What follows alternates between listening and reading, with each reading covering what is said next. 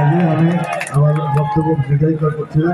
আপনাদের সকলকে আসার জন্য ধন্যবাদ দিয়ে আমি আর বক্তব্য শেষ করছি।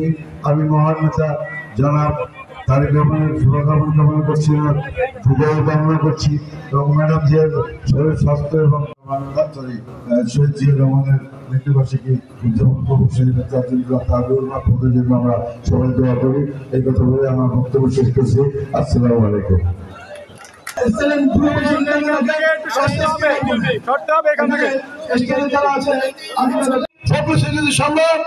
আমাদের মাঝে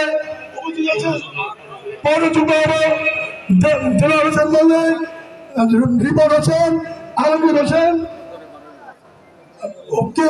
আমাদের রয়েছেন, উপজেলা যুগ্ম আহ্বায়ক মাসুম সরকার।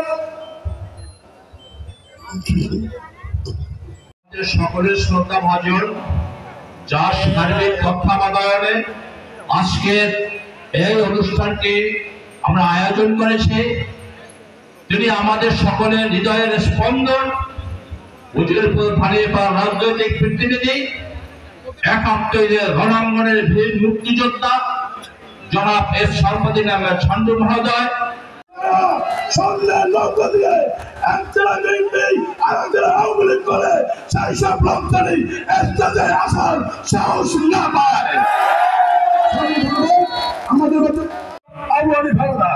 আমাদের মধ্যে বলেছেন বাংলাদেশ জাতীয় দল মানিকপাড়া পৌরবিএনপির সিনিয়র যুগ্ম আহ্বায়ক জনাব মোহাম্মদ আব্দুল সালাম।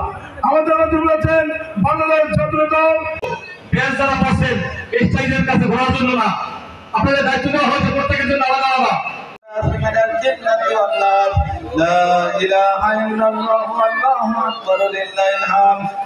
সুস্থতায় আল্লাহ আপনি দান করে দিন।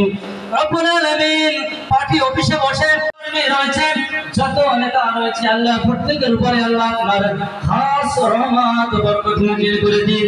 রব্বুল আলামিন সমস্ত বালা মুসিবত থেকে সকলকে আল্লাহ আপনি হেফাজত করে নিন।